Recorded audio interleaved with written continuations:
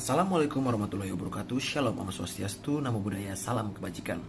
Selamat pagi Ibu Linda dan Ibu Christine sebagai dosen penguji, serta Ibu Rahel sebagai dosen pembimbing saya. Perkenalkan, nama saya Bohale Kopasi Munte dengan NRP 1687905. Pada kesempatan kali ini akan mempresentasikan hasil penelitian saya yang berjudul Tinjauan Yuridis Pengaturan Perizinan Penelitian dengan Objek Tanaman Ganja untuk Tujuan Medis dihubungkan dengan tanggung jawab negara yang berkaitan dengan pengembangan ilmu pengetahuan. Saya akan mulai presentasi saya.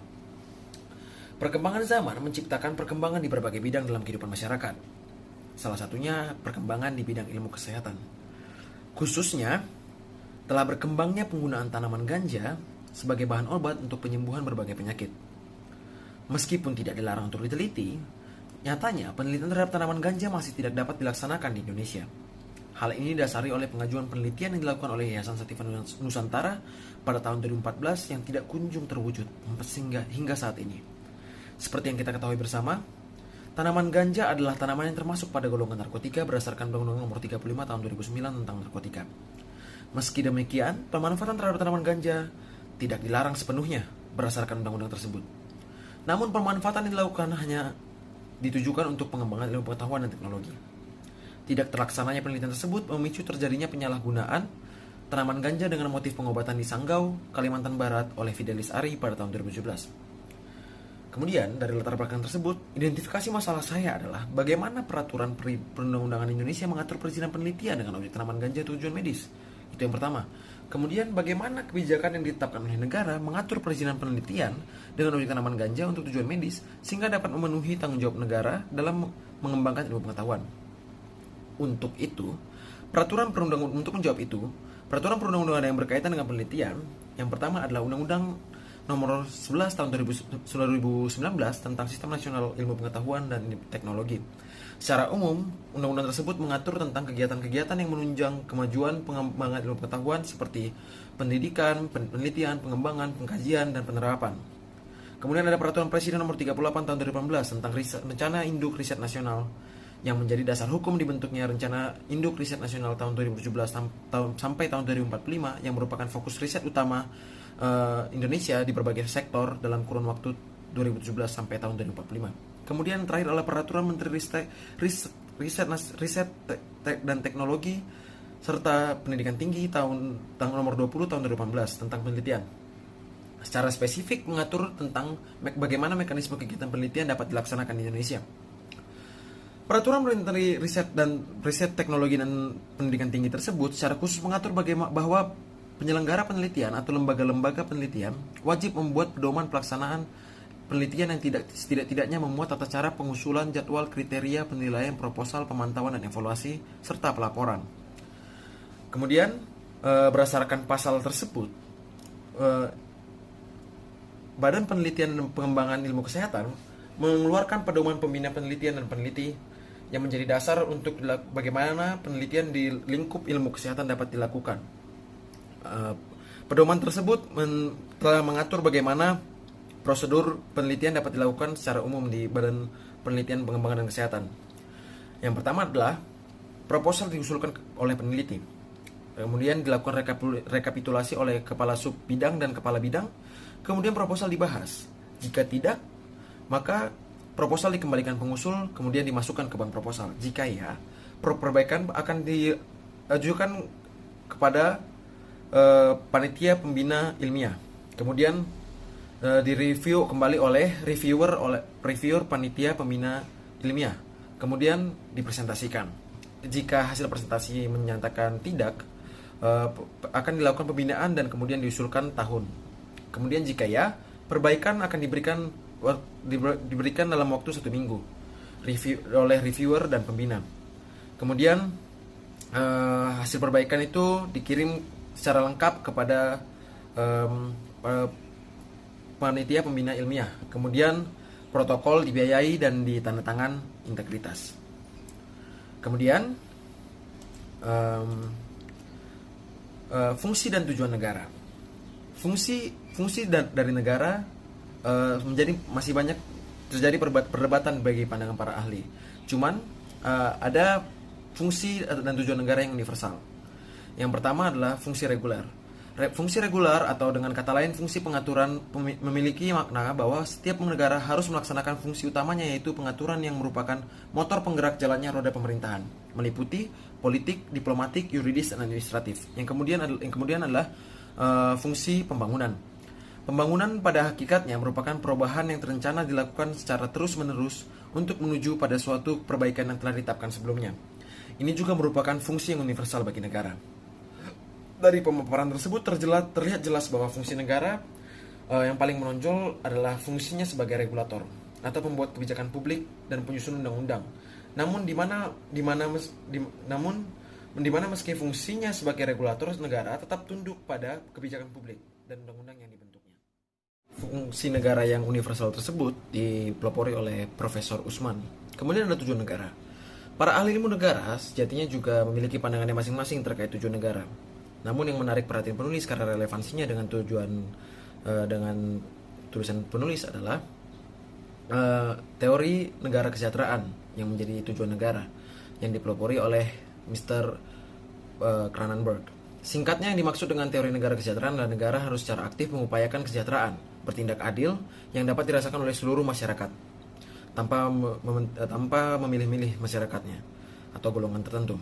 Dari ungkapan tersebut dapat kita pahami bahwa negara harus secara proaktif dalam mewujudkan kesejahteraan yang dapat dirasakan oleh seluruh rakyatnya. Untuk itu, sebagaimana diatur pada pasal 1 ayat 3 Undang-Undang Dasar 1945 dengan bunyi negara Indonesia adalah negara hukum, yang mana artinya adalah dalam hal mewujudkan kesejahteraan bagi seluruh rakyat Indonesia, hukum adalah metode utama untuk melakukannya.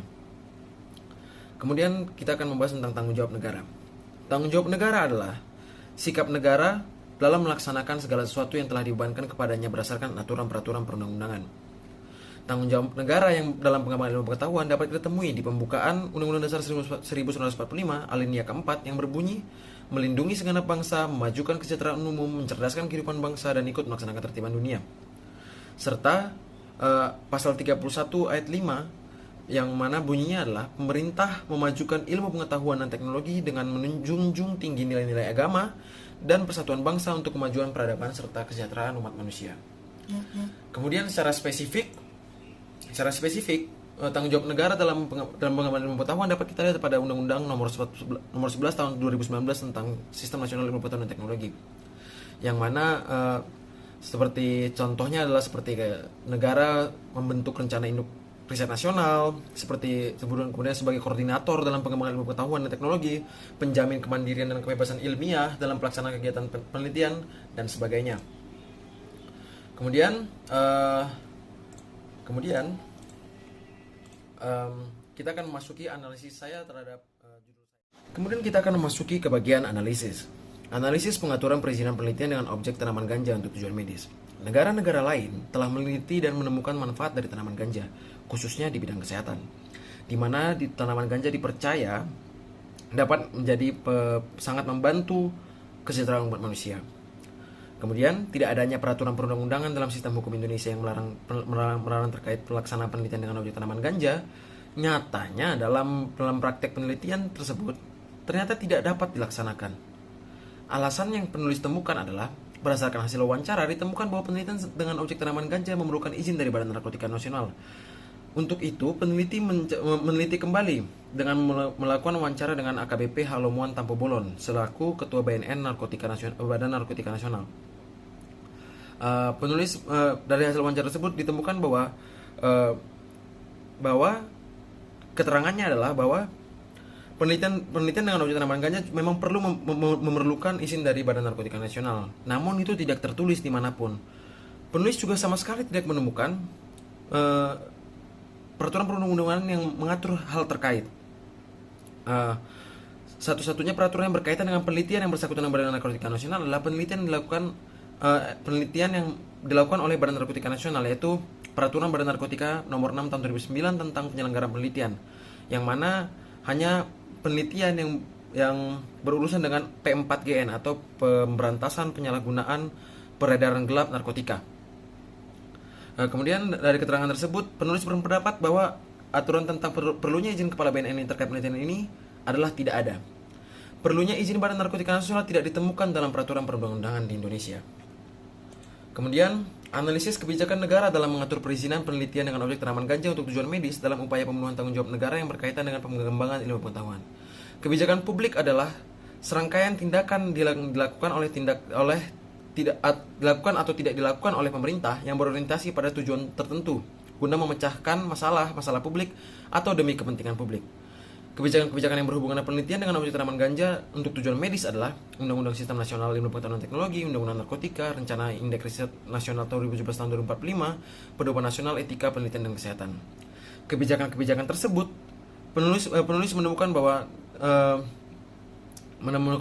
kebijakan tersebut mendukung namun tidak cukup dalam hal penelitian dengan objek tanaman ganja. Untuk itu diperlukannya kebijakan khusus yang mengatur tentang penelitian dengan objek tanaman ganja untuk tujuan medis. Kesimpulan dari penelitian yang penulis lakukan adalah pengaturan perizinan penelitian dengan objek tanaman ganja untuk tujuan medis sudah diatur dengan cukup sistematis. Namun dalam praktek penelitian dengan objek tanaman ganja tidak dapat dilaksanakan karena diperlukannya izin dari Badan Narkotika Nasional, yang mana tidak tertulis dalam peraturan perundangan di Indonesia, sehingga perlu adanya peraturan khusus terkait hal tersebut. Kemudian yang kedua adalah secara umum kebijakan perundang-undangan di Indonesia kebijakan-kebijakan yang dibentuk oleh negara terkait pengembangan ilmu pengetahuan dan teknologi sudah cukup mumpuni. Namun jika dikaitkan dengan topik yang peneliti bahas, kebijakan-kebijakan tersebut masih kurang sehingga dapat mempengaruhi negara dalam upayanya memenuhi tanggung jawab dalam pengembangan ilmu pengetahuan. Saran dari yang penulis bisa berikan adalah kepada pemerintah diharapkan dapat lebih konsisten dalam hal mengatur kebijakan-kebijakan yang berkaitan dengan pengembangan ilmu pengetahuan, sehingga diharapkan dapat mendekatkan negara kita ke salah satu tujuannya, yaitu mencerdaskan kehidupan bangsa, serta di kemudian hari negara kita dapat mencapai kesejahteraan sosial yang tinggi. Kepada peneliti diharapkan dapat lebih berjuang untuk mendorong pemerintah mengakomodir aturan-aturan yang berkaitan dengan kegiatan penelitian secara menyeluruh, sehingga peneliti sebagai pioner kemajuan bangsa dapat bergerak lebih leluasa dalam melaksanakan kegiatan penelitian. Kepada masyarakat juga diharapkan untuk memenuhi arah kebijakan-kebijakan pengembangan ilmu pengetahuan yang ada di Indonesia, sehingga tidak terjadi penyalahgunaan yang berkaitan dengan narkotika. Sekian dan terima kasih.